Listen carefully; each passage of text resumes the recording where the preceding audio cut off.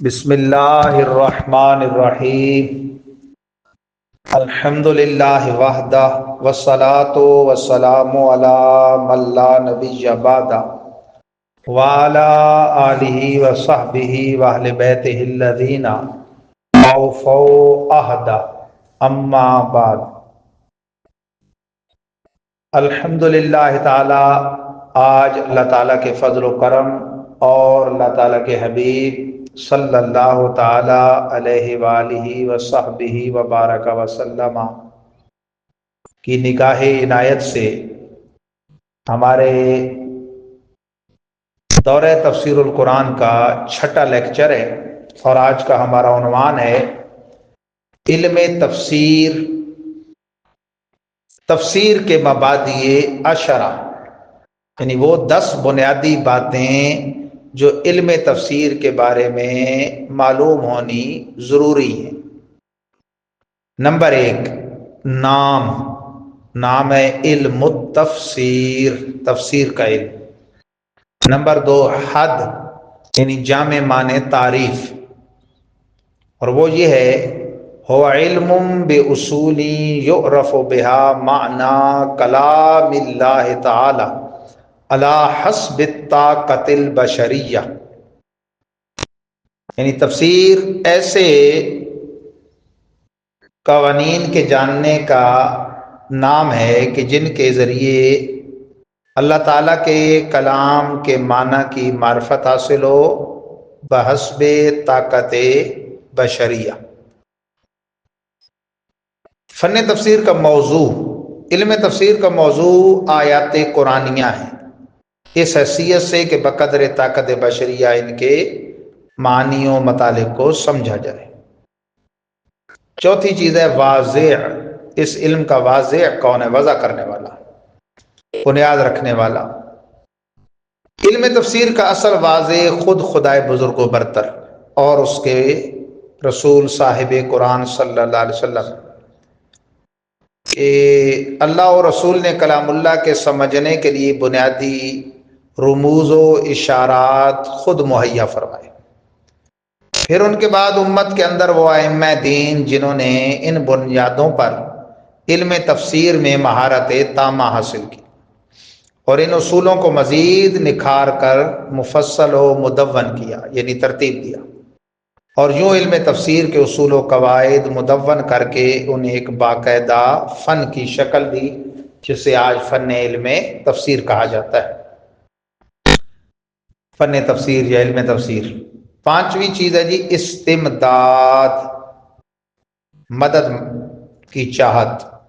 علم تفسیر کے معاون خود قرآن و سنت، اقوال صحابہ و تابعین، اکابر ائمہ، مفسرین، فقہاء و متکلمین اور عرب کے فصحاء و بلغاء کا کلام، نیز علم لدنی جو خاص اللہ کی طرف سے عطا ہوتا ہے، اور توفیق الہی علم تفسیر کی امداد کے لیے بنیادی اثاثے ہیں۔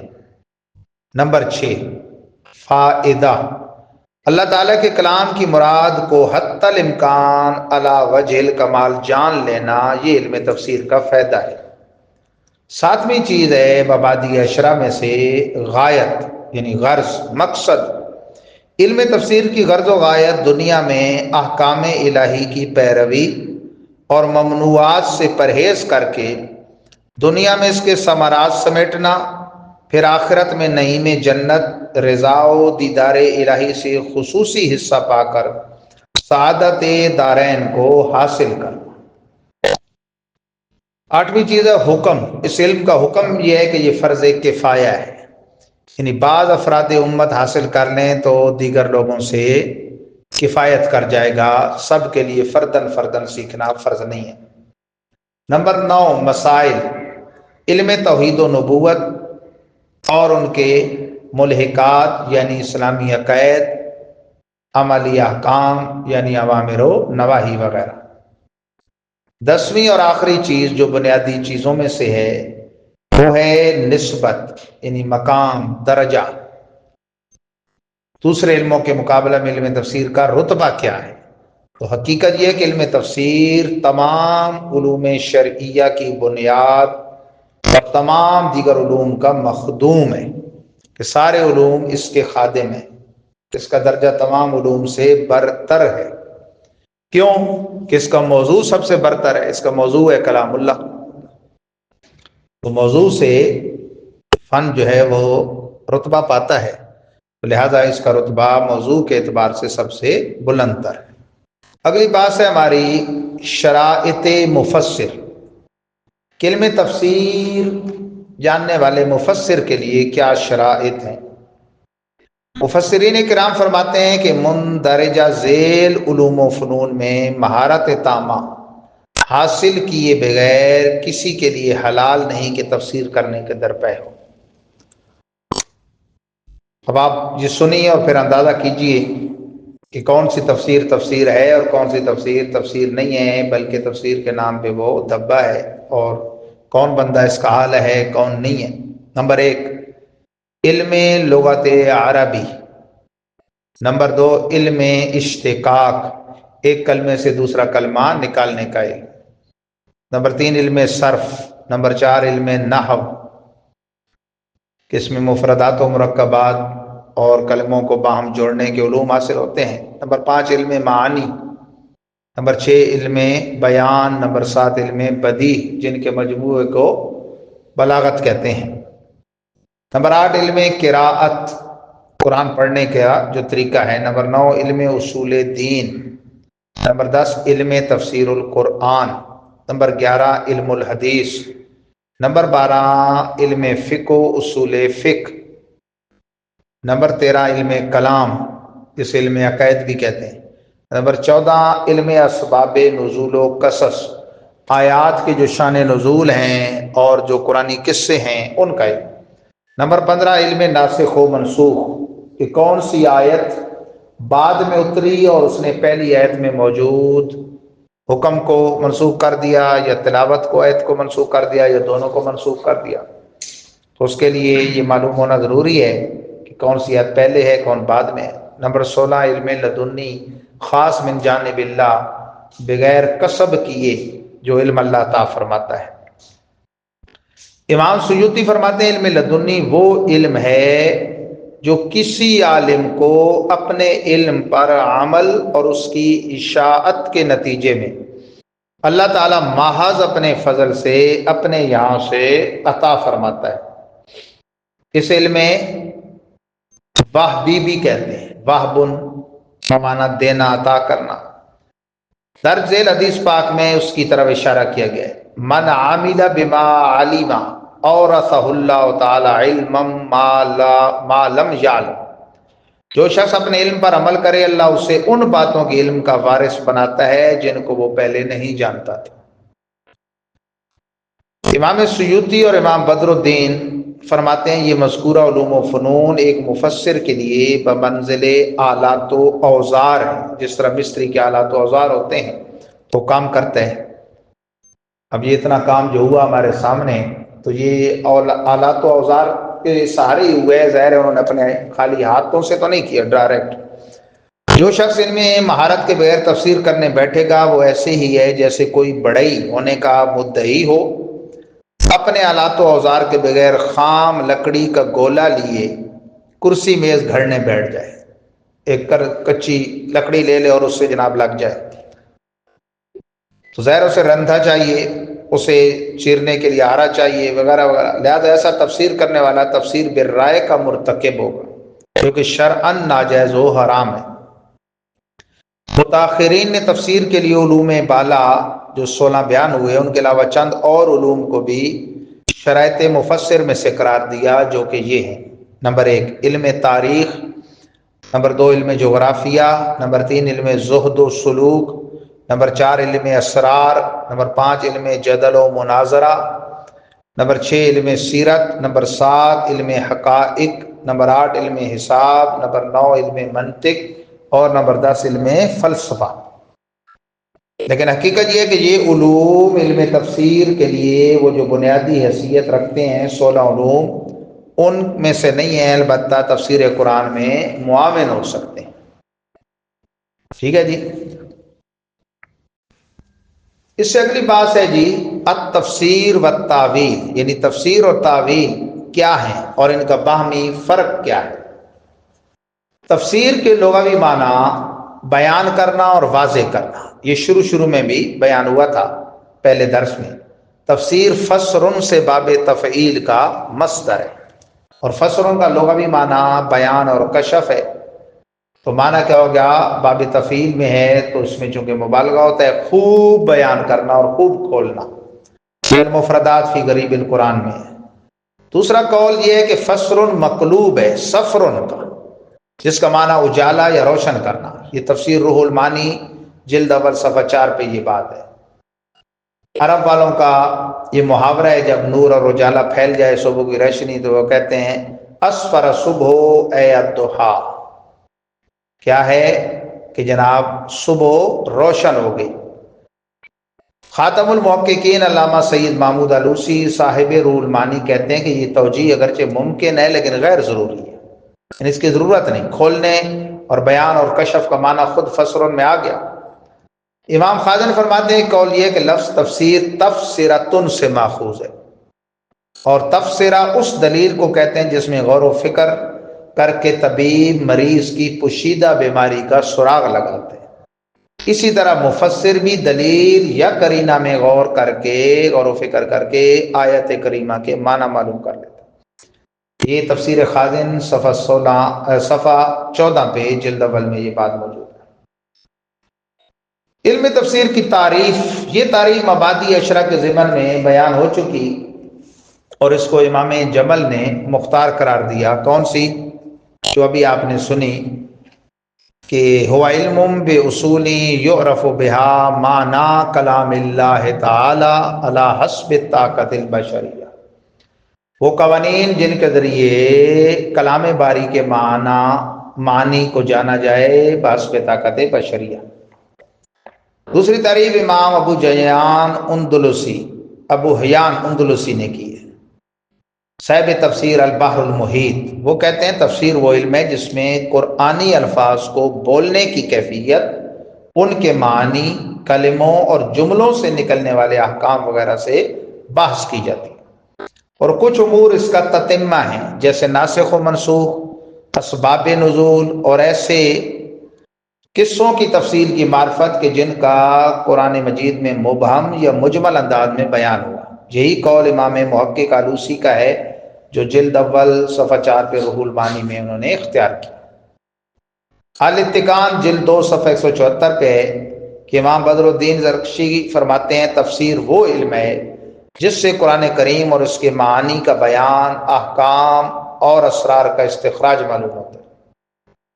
بہرحال حقیقت یہ ہے کہ امام جمل کی تعریف بالمعنی الاخص ہے اور نہایت جامع ہے، اور امام ابو حیان، امام آلوسی اور امام زرکشی کی تعریفیں وہ تعریف بالمعنی الاعم اور مفصل انداز میں بیان کی گئی ہیں۔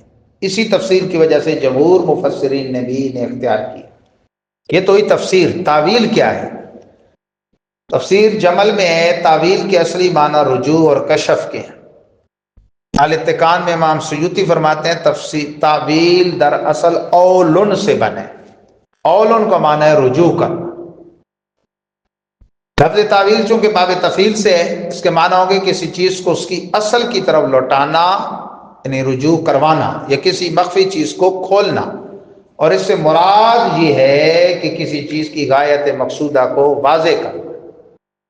تعویل کی تعریف قرآنی الفاظ و آیات کو ان میں پائے جانے والے متعدد اور مختلف معنی سے معنی مرادی کی طرف پھیر دینا۔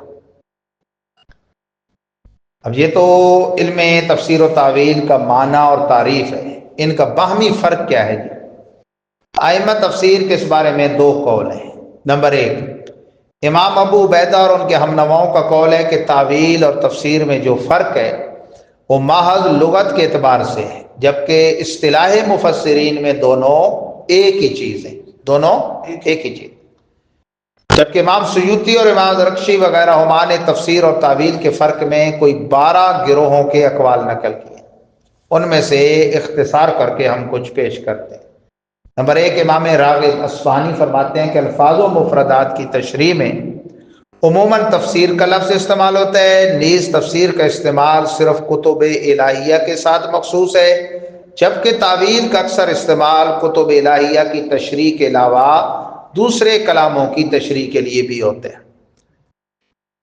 امام ابو منصور ماتریدی فرماتے ہیں کہ تفسیر کا لفظ صرف اس صورت میں بولا جائے گا جب قرآنی الفاظ محکم ہوں اور ان کا معنی شرعاً ایک ہی ہو، یا کئی معنوں سے ایک معنی متعین ہو اور دوسرے معنوں کے احتمال بعید ہوں، اور اللہ تعالیٰ پر گواہی دی جا سکے کہ اس آیت سے یہی معنی اللہ کی مراد ہے۔ اور تعویل یہ کہ قطعی دلیل کے بغیر آیت کے مختلف معنوں میں سے کسی ایک احتمال کو اصول مقررہ کی روشنی میں ترجیح دی جائے۔ شیخ ابو طالب سالبی فرماتے ہیں کہ لفظ کی وضع کا بیان حقیقتاً ہو یا مجازاً تفسیر کہلاتا ہے، اور لفظ کے باطن کی تشریح کرنا یعنی اس کے معنوں میں سے نکات اور لطائف نکالنا تعویل کہلاتا ہے۔ نیز ابو طالب سالبی ہی کہتے ہیں کہ حقیقت مراد بتانا تعویل ہے اور دلیل مراد بتانا تفسیر ہے۔ ان دونوں قولوں کا مرجع ایک ہی بات ہے۔ امام ابو نصر القشیری آپ فرماتے ہیں کہ تفسیر کا دار و مدار اتباع، سماع اور روایت پر ہے، اور تعویل کا دار و مدار درایت اور استنباط مسائل پر ہے۔ اس سے قریب بعض مفسرین سے یہ بھی منقول ہے کہ تفسیر کا تعلق نقل روایت کے ساتھ ہے، جبکہ تعویل کا تعلق عقل و درایت کے ساتھ ہے۔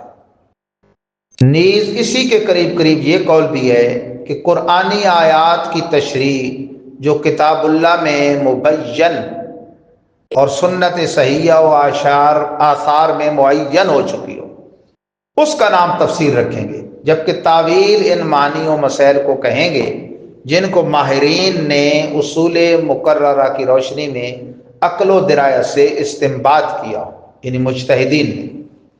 امام بغوی وغیرہ ہم اپنے گروہ کے تعویل کی تعریف یوں کرتے ہیں کہ آیات میں جہاں متعدد معنوں کا احتمال ہو وہاں انہیں ایک ایسے معنی کی طرف لوٹا دینا جو ما قبل و ما بعد کے موافق ہو اور کتاب و سنت و قواعد شریعہ کے مخالف بھی نہ ہو۔ تو بہرحال ہمارے ہاں تفسیریں جو ہیں وہ 14 صدیوں میں بہت زیادہ ہیں۔ تفسیر بالماثور بہت کم تفسیریں ہیں۔ تفسیر بالماثور وہ ہوتی ہے کہ جو منقول ہو، یعنی فرمان رسول یا فرمان صحابہ سے۔ یہ فرمان صحابہ آیت کے بارے میں وہی ہوں گے جو انہوں نے رسول پاک سے سنے ہوں گے۔ تو جو بڑی تفسیریں ہیں نا، بڑی یعنی کئی جلدوں پر، ان میں تفسیر طبری اس حوالے سے مشہور ہے، اور پھر امام سیوطی کی تفسیر در منصور۔ اعلی حضرت مجدد دین و ملت امام احمد رضا خان مطولات میں تفسیر طبری اور مختصرات میں تفسیر بغوی کو، امام بغوی جن کا ذکر آیا، ترجیح دیتے ہیں اپنے یعنی معتبر ہونے کے اعتبار سے۔ اب جیسے جلالین ہے تو وہ صرف عربی سے عربی گویا قرآن کا ترجمہ ہے۔ پھر ہر مفسر کی طبیعت پر ایک رنگ ہے، بعضوں پر صرفی تحقیق کا، بعضوں پہ نحوی۔ اب روح المعانی تصوف اور نحو کو بہت بیان کرتی ہے، روح البیان جو ہے وہ علم بیان کو بہت بیان کرتی ہے، اور ساتھ تصوف کو۔ امام فخر الدین رازی کی تفسیر، تفسیر کبیر، وہ فلسفی انداز پہ جو گمراہ فرقوں کی تردید ہے اس میں بڑی بے مثال ہے۔ تو تعویل ہر عالم نہیں کر سکتا۔ جو علوم بیان ہوئے ان علوم کو جانے بغیر اگر کوئی جو قصداً غلط تفسیر کرنا ہے وہ تو خیر بالکل گویا قرآن کے معنی کو بدلنے والی بات، قرآن کفر اور جہنم میں لے جانے والا کنفرم کام ہے۔ لیکن اگر ان علوم کو نہیں جانتا اور جان بوجھ کے نہیں کرتا، تفسیر بالرائے، ٹھیک ہے نا جی، پھر بھی اس کے لیے جائز نہیں ہے۔ یعنی تفسیر بالرائے جو ہے نا وہ اگرچہ درست بھی نکلے پھر بھی ناجائز ہے. تو اس کے لیے ایک مرتبہ چاہیے. حضرت تاجدار گولڈا سیدنا پیر میر علی شاہ صاحب کی سیرت میں ایک بڑا عجیب سا لطیفہ لکھا ہے کہ غیر مقلد سے آپ کی بحث ہونے لگی مناظرہ کے انداز میں، تو اس نے یہ اعتراض کیا کہ جی تعویل نہیں چلے گی، تو حنفی لوگ تعویل بہت کرتے ہو.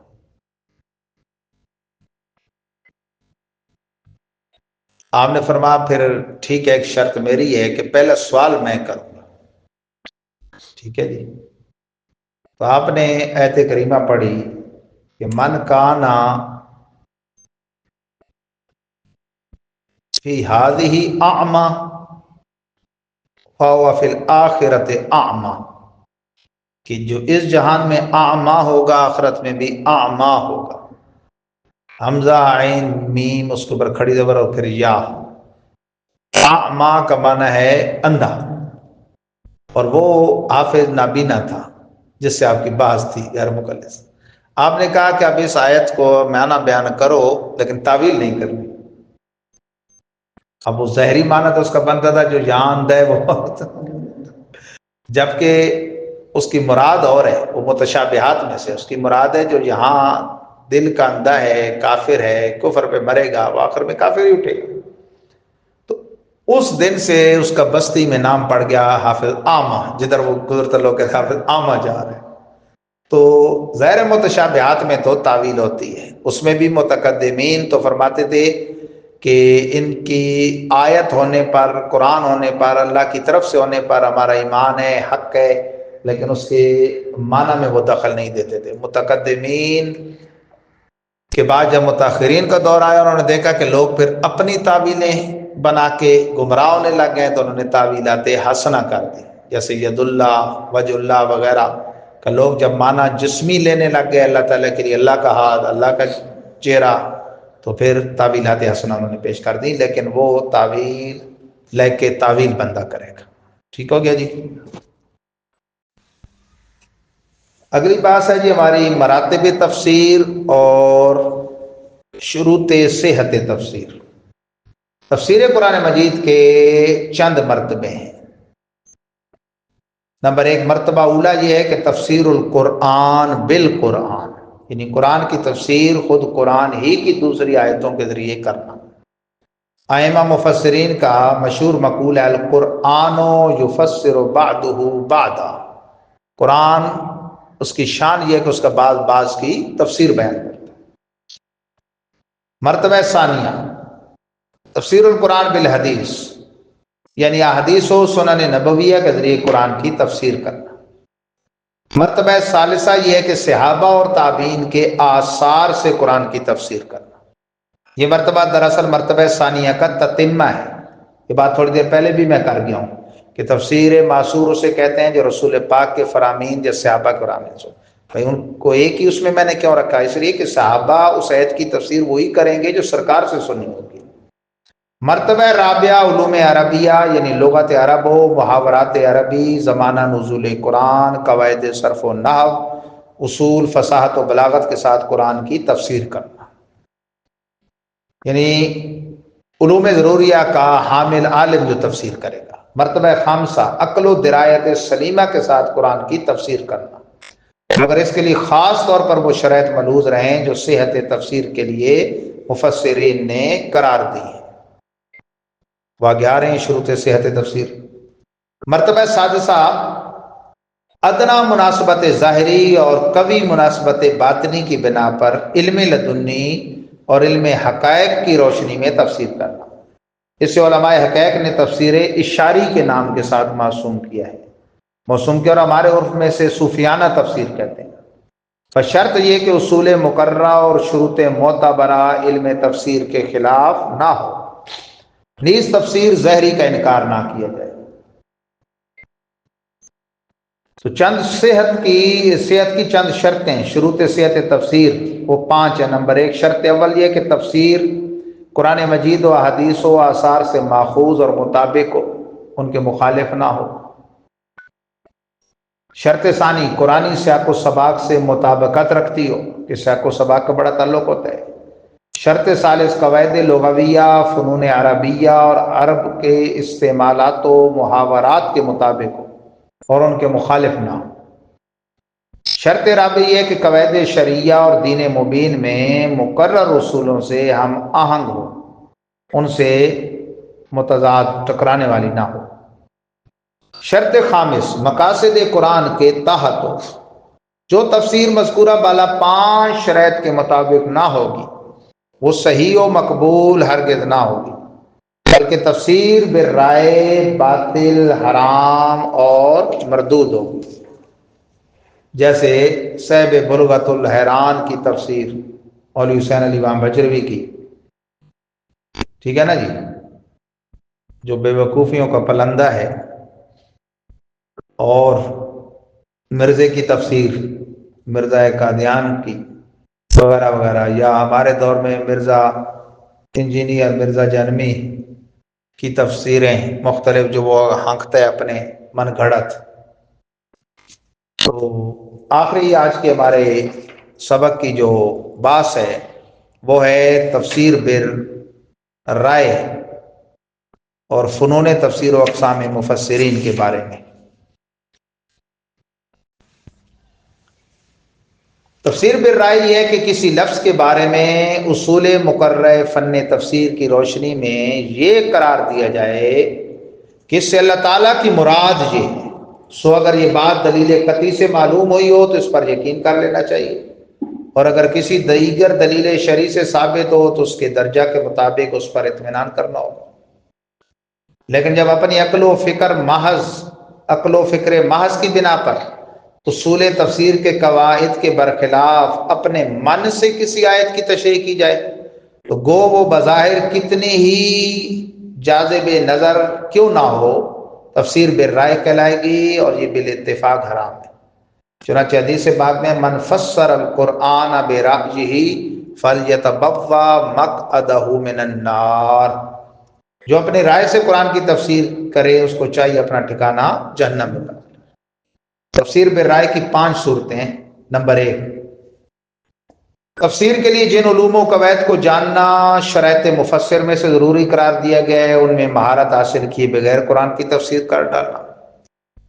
آپ کے ضلع میں ایک تو وہ ماضی میں ہوئی نا حسین علی بجروی کی، اور ابھی ماضی قریب میں 2 تفسیریں ہوئی ہیں، ایک مولانا مرحوم ہو گئے ہیں مولانا سلطان احمد قادری بھائی خیل والے، اور ایک شاہ صاحب جہاں وہ زراعت کے محکمے سے ریٹائر ہیں سلطان ڈون میں، وہ الٹا دونوں معترض ہیں۔ وہ کہتے ہیں جی ایک تو علماء نے خود یہ کام نہیں کیا، دوسرا ہم نے کیا ہے تو ہمیں شاباش نہیں دیتے۔ نمبر 2، آیات متشابہات کی تفسیر کے درپے ہونا، پھر اسے حرف آخر قرار دینا، حالانکہ ایسی آیتوں کی اصلی تفسیر اللہ تعالیٰ اور اس کے رسول اکرم صلی اللہ علیہ وسلم کے درمیان راز ہے۔ نمبر 3، مذہب فاسد کی تائید کے لیے تفسیر کرنا، یوں کہ اپنے مذہب کو اصل قرار دے اور تفسیر کو ہر حال میں اس کے تابع کرنے اور اس پر فٹ کرنے کی کوشش کرے، ایسے معنی نکالنے کی کوشش کرے جو اس کے مذہب فاسد کی تائید کرے، خواہ وہ معنی ضعیف، مرجو، متروک یا معارض ہی کیوں نہ ہو۔ نمبر 4، دلیل نہ ہوتے ہوئے بھی یہ سمجھ لینا کہ فلاں آیت یا لفظ سے یقینی طور پر فلاں معنی ہی اللہ تعالیٰ کی مراد ہے، یعنی دھکے سے۔ اور 5واں یہ ہے سورت تفسیر بالرائے کی کہ اپنی خواہش نفس سے اپنے من کے مطابق قرآن کی تفسیر گھڑ لینا۔ کس آیت کا یہ مطلب ہے؟ بلکہ باپ تو آیت ہی گھڑ لیتے ہیں اردو میں، کہتے ہیں اللہ نے یہ فرمایا قرآن میں، بات وہ قرآن کی نہیں ہوتی، ٹھیک ہے نا۔ تحریف قرآن کیا ہے بھائی؟ لفظ تحریف حرفن سے بنے، جس کا معنی ہے حرفن کا کنارہ، جدائی، علیحدگی، ٹیڑھا پن اور انحراف۔ تحریف باب تفعیل کا مصدر ہے تو معنی ہوگے کنارے لگانا، ایک طرف کرنا، علیحدہ کرنا، ٹیڑھا کرنا یا منحرف کرنا۔ تعریف کے اصطلاحی معنی یہ ہیں کہ مفسرین فرماتے ہیں، اصطلاح مفسرین میں تعریف یہ کہ قرآن پاک کی عبارت یا مفہوم کو اس طرح بیان کرنا جو اللہ تعالیٰ کے بتلائے ہوئے نظم قرآنی یا اس کے مراد لیے ہوئے معنوں کے خلاف ہو۔ اقسام تعریف، تحریف کی دو قسمیں، دونوں کفر ہیں، تحریف لفظی اور تحریف معنوی۔ تعریف لفظی یہ کہ کلام اللہ کے الفاظ کو اپنی مرضی سے بدل ڈالنا، اور اس کی 5 صورتیں ہیں۔ نمبر 1 تقدیم، آگے کر دینا، دوسرا تاخیر، پیچھے کر دینا، زیادت، بڑھا دینا، تنقیص، کم کر دینا، تبدیل، بدل دینا۔ پہلی آیت آسمانی کتابوں انجیل تورات زبور میں ایسا کیا ہے۔ اس کی وجہ یہ ہے کہ ان انبیاء کرام جن پر وہ نازل ہوئے ان کے علاوہ امت میں عالم ہوتے تھے، حافظ نہیں تھے، اور وہی عالم ہی بگڑ گئے تو انہوں نے بدل ڈالا۔ تحریف معنوی یہ ہے کہ کسی آیت کے ایسے معنی کیے جائیں جو خود قرآن یا صحیح و مستند حدیث یا اجماع مفسرین یا عربی زبان کے قواعد کے خلاف ہوں، اور یہ معنی کرنے والا یہ کہے کہ میرے بیان کردہ معنی ہی صحیح ہے۔ اور اس کی 2 صورتیں ہیں۔ نمبر 1 بالکل نئے معنی اپنی طرف سے گھڑ لینا، دوسرا اصول دین، اجماع مفسرین اور قواعد تفسیر کے مطابق بیان کردہ معنوں میں اپنی طرف سے کمی بیشی کرنا اور اس پر مصر ہونا۔ اب جو لوگ قرآن کو صاحب قرآن کے بغیر سمجھنا چاہتے ہیں نا جی، وہ صحیح پورے بھٹ گئے۔ دیوبند کا انور شاہ کشمیری محدث کتنا بڑا نام ہے، اس نے شرح کی ہے کہ کس کی؟ بخاری کی فیض الباری، اور فیض الباری میں الاعوذ باللہ اس نے قرآن میں تحریف کا موقف اختیار کیا ہے کہ قرآن میں لفظی تحریف ہوئی ہے، حالانکہ یہ موقف رافضیوں کا ہے کہ یہ اصلی قرآن،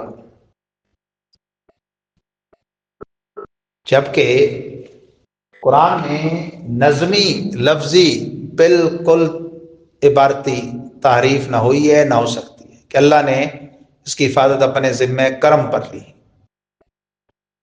اور ڈیوٹی امت کی لگا دی۔ سورہ ہجر میں ناموس رسالت اور ناموس قرآن دونوں کی حفاظت اللہ نے اپنے ذمہ کرم پر لی۔ انا نحن نزلنا الذکر وانا لہ لحافظون، نحن نزلنا الذکر حافظون۔ اور اللہ تعالیٰ اپنے حبیب کے بارے میں اسی سورہ ہجر میں فرماتا ہے انا کفیناک المستہزئین، حبیب جو آپ سے استہزاء کرتے ہیں انہیں ہم کافی ہیں۔ ڈیوٹی امت کی لگائی، آسمان سے ظاہری طور پہ کوڑا نہیں برستا، حضرت ابوبکر صدیق سے غازی ممتاز قادری تک یوں کوڑے برسے، تو مانوی تعریف ہوئی ہے، کیونکہ جب قرآن نہیں بدل سکے تو مفہوم قرآن پہ ڈاکہ ڈالا۔ خود بدلتے نہیں قرآن بدل دیتے ہیں، کتنے بے توفیق ہوئے فقیہان حرم۔ عام بندہ جو تبلیغی جماعت میں پھنسا ہو نا، اسے اکابر دیوبند کی کفری عبارات بتانی اتنی مفید نہیں ہوتی کہ اسے سمجھ ہی نہیں آتی، دوسرا تبلیغی منکر ہو جاتے ہیں یہ ہمارے بڑے ہیں ہی نہیں۔ پہلے تو ان سے تعریف کروا لی جائے نا، کسی ان کے بڑے کا نام لے کے بھئی یہ بڑا، ہاں بڑا، ترجمے ہیں نا، ترجمے اردو کے وہ اپنے پاس رکھیں۔ ایک تو شان الوہیہ، شان رسالت میں جو انہوں نے گستاخیاں کی ہیں وہ تو کی ہیں، جہالتیں دیکھیں ان کی اور ان کی خیانتیں۔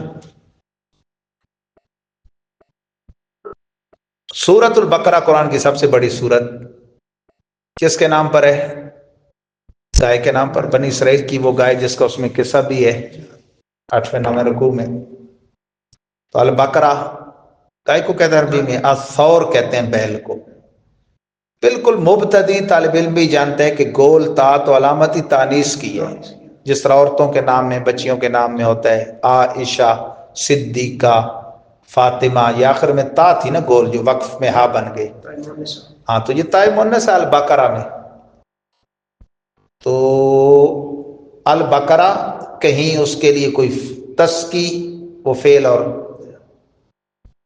کہیں جی، اور کہیں اس کے لیے ضمیر، سب مؤنث کی آئی ہیں 14 یا 16 جگہ ایک ہی رکوع میں۔ ملت وہابیہ کے مجدد حکیم الامت صاحب تھانہ بھون والے نے اس کا ترجمہ کیا کی ہے؟ وہ 14 یا 16 جگہ بیل. کمال نہیں ہو گیا؟ ڈپٹی نذیر احمد نے بھی بیل کی ہے. وجہ کیا ہے کہ ماں بدولت ہندوؤں کی خوشنودی کے لیے گو کشی، گائے کی قربانی کو حرام کہہ چکے تھے. جب لکھنے بیٹھے ترجمہ قرآن تو مینڈے بکری وغیرہ کی قربانیوں کا ذکر تو ہے حدیث میں، گائے کی قربانی تو ذکر ہی قرآن میں. تو پھر کتنے بے توفیق ہوئے، فقیہان حرم خود بدلتے نہیں قرآن بدل دیتے. یہ وہ مخلوق ہے دیوبندی قوم. آج کا آخری ہمارا لیکچر ہے فنون تفسیر اور اقسام مفسرین. تفسیر قرآن پاک میں مشہور ہونے والے مفسرین کرام مخصوص فنون میں رجحانات کے باعث ان فنون کا رنگ اپنی تفسیر میں غالب رکھتے ہیں. تو اس اعتبار سے تفسیر اور مفسرین کی 7 اقسام ہیں. نمبر 1 گروہ محدثین. ان کا کام تفسیر سے متعلق ہر قسم کی مرفوع و موقوف احادیث و آثار کو صرف نقل کر دیتے ہیں. وہاں وہ یہ تحقیق نہیں کرتے کہ یہ مرفوع ہے یہ موقوف ہے. کوئی حدیث جو انہیں ملے نا آیت کی تفسیر میں وہ اس کو لاتے ہیں. اسے تفسیر بالروایت بھی کہتے ہیں، جیسے امام ابن ابی حاتم رازی کی تفسیر القرآن العظیم اور امام سیوطی کی تفسیر در منصور وغیرہ. گروہ متکلمین اہل سنت، یہ حضرات اسماء و صفات الہیہ اور دیگر اسلامی عقائد کو عقل اور فلسفے کے دلائل سے مدلل کرتے اور اسماء و صفات وغیرہ پر مشتمل ان آیات کی توجیہ کرتے ہیں کہ جن کو فلاسفہ خلاف عقل اور معتزلہ اپنے ڈھکوسلوں کے خلاف سمجھتے ہیں. ائمہ متکلمین ان نصوص کو ایسے معنوں پر چسپاں کر دیتے ہیں کہ اس سے مخالفین کے اعتراضات ختم ہو جاتے ہیں. ان کی تفسیر میں علم کلام کا رنگ غالب ہوتا ہے، جیسے تعویلات و اہل سنہ از امام ابو منصور ماتریدی، جن کے ہم اعتقادیات میں پیروکار ہیں. نیز تفسیر کبیر از امام فخر الدین رازی، مفاتیح الغیب اصل میں اس کا نام ہے، از معروف تفسیر کبیر. تیسرا ہے گروہ فقہاء و اصولیین. اس گروہ کا زیادہ تر کام قرآنی آیات سے فقہی مسائل کے انبار نکالنا اور بعض اجتہادی مسائل کو بعض دوسرے اجتہادی مسائل پر ترجیح دینا ہے. یہ لوگ اپنے امام کی اجتہادی طرز پر ان کے استدلالات کو دلائل سے ثابت کرتے اور مخالفین کے اعتراضات کے جوابات دیتے، جیسے تفسیر احکام القرآن از امام ابو بکر جساس رازی. یہ بڑی مشہور ہے، احناف کے بڑے متاخرین میں سے پائے کہ یہ فقیہ ہیں. 3 جلدوں میں ہے اور اس کا بعض حصہ تخصص کے نصاب میں ہمارے پڑھایا جاتا ہے. یا تفسیر و احکام القرآن از امام قرطبی، یہ شافعی المذہب ہیں. یا تفسیر و احکام القرآن از امام ابو بکر ابن العربی. یا تفسیرات الاحمدیہ از شیخ احمد جیون ہندی، یہ بھی ہمارے نصاب میں پڑھائی جاتی ہے. یہ اسی پیر کو اس کا میں نے پیپر لی ہے سالانہ اس سال والی مفتی کورس کی کلاس سے. تو گروہ لغویین و نحویین، یہ لوگ لغت و قواعد نحو کی روشنی میں آیات قرآنی کی تشریح کرنے میں اپنا زیادہ زور صرف کرتے ہیں اور ہر مقام پر اس کے مناسب حال محاورات کلام عرب سے بکثرت شواہد لاتے ہیں، جیسے امام ابو حیان الاندلسی کی تفسیر البحر المحیط وغیرہ. آگے جناب 5واں گروہ ہے گروہ ادباء و بلغاء. ادیب کی جمع ادبا، بلیغ کی جمع بلغاء. یہ لوگ قرآنی تفسیر میں بالحاظ عربیت تشریح کا حق ادا کر دیتے ہیں. ہر آیت میں مفرد کلمات کی فصاحت کے رموز بیان کرتے ہیں اور جملوں اور ترکیبات قرآنی میں علم بیان و علم بدیع کی روشنی میں اسرار بلاغت کو نکھارتے ہوئے قرآن پاک کے اسالیب بدیعہ پر بحث کیے جاتے ہیں. جیسے علامہ جار اللہ زمخشری، یہ مذہباً معتزلی ہے، اس کی تفسیر الکشاف وغیرہ. یعنی نحوی نکات، ادبی اور بلاغتی نکات دیکھنے ہوں تو پھر یہ البحر المحیط اور الکشاف وغیرہ دیکھی جاتی ہے۔ گروہ قرا، چھٹا گروہ، جو کہ قرآن پاک کی قراءت معصورہ کو جو منقولہ ہے مشہور و مستند اساتذہ سے بالتفصیل نقل کرنے کا التزام کرتے ہیں، جیسے علامہ شاطبی کی تصنیفات نیز اختلاف قراءات کا کافی کچھ بیان، جیسے تفسیر بیضاوی اور تفسیر روح المعانی میں بھی ہے۔ ساتواں اور آخری گروہ ہے گروہ صوفیاء و عارفین، جو کہ علم حقائق باطنیہ سے قرآنی اسرار کو ادنا مناسبت ظاہری اور قوی مناسبت باطنی اور علوم لدنیہ اور غیبیہ سے عجیب و غریب نقطوں کی صورت میں استنباط کرتے ہیں۔ اسے اصطلاح مفسرین میں تفسیر اشاری کہا جاتا ہے، ہمارے عرف میں سے تفسیر صوفیانہ کہتے ہیں، جیسے تفسیر شیخ اکبر محی الدین ابن العربی، تفسیر روح البیان اور تفسیر ارائس البیان وغیرہ۔ مولوی ہرگز نہ شد مولا روم، تا غلام شمس تبریزی نہ شد۔ تو ظاہر ہے یہ علم ظاہر کے ساتھ ساتھ جو علم باطن کا ماہر ہوتا ہے وہ کرتا ہے۔ حاصل کلام یہ ہوا کہ علم تفسیر کا میدان بہت وسیع ہے، اور ہر فن کے ماہرین علماء جب تفسیر لکھتے ہیں تو ان کا انتہائی مقصود قرآن پاک کی آیات کے معنی و معرف کو سمجھانا ہی ہوتا ہے۔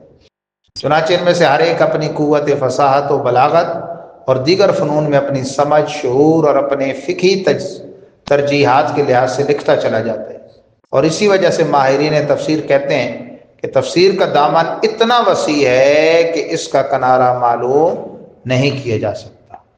انشاءاللہ کل حدیث افتراق کے امت 73 فرقوں والی جو مشہور حدیث ہے اس کی تفسیر اور اہل سنت کی حقیقت کا بیان ہوگا کہ اہل سنت کسے کہتے ہیں۔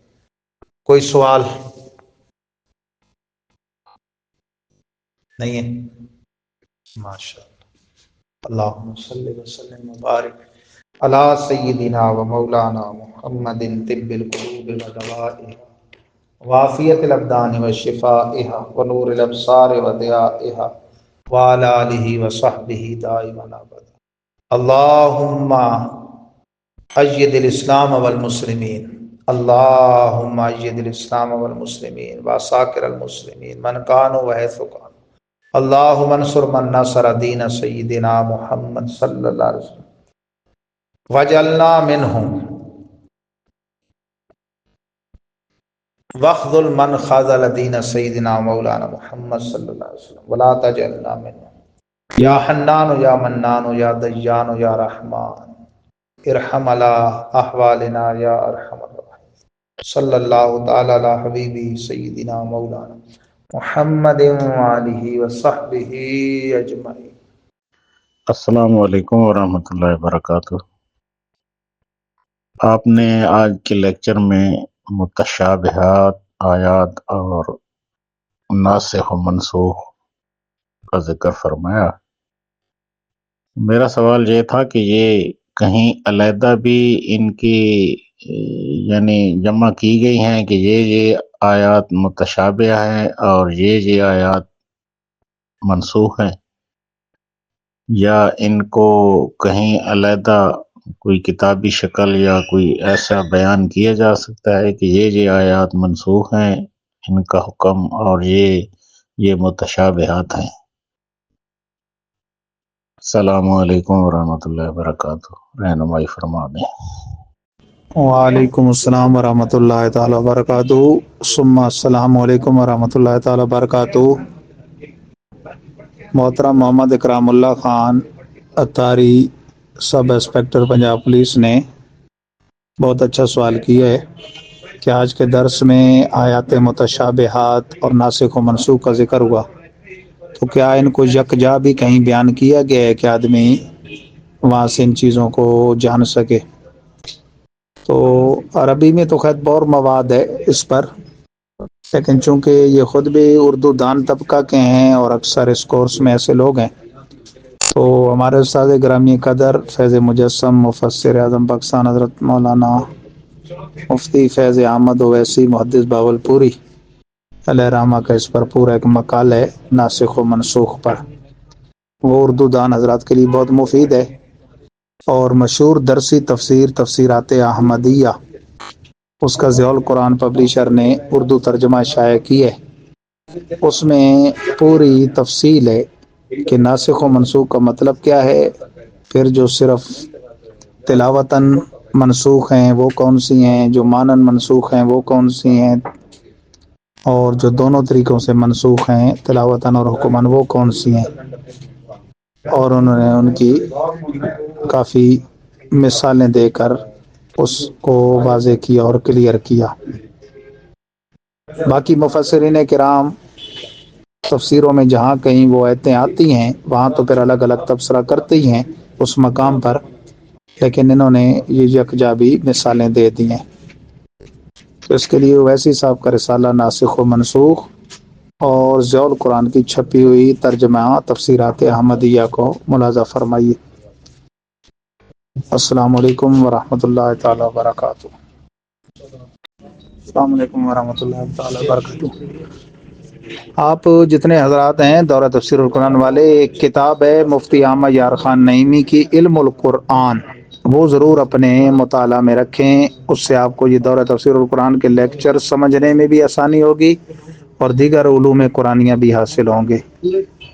حقیقت مجاز کا، محکم متشابہ کا، ناسخ منسوخ کا انہوں نے بہت اچھے انداز پہ آسان لفظوں میں اس میں بیان فرمائے ہے، اور آج کل درسیات کے جو مبتدی درجات ہیں اس میں یہ کتاب شامل نصاب بھی ہے۔ السلام علیکم ورحمۃ اللہ تعالی وبرکاتہ۔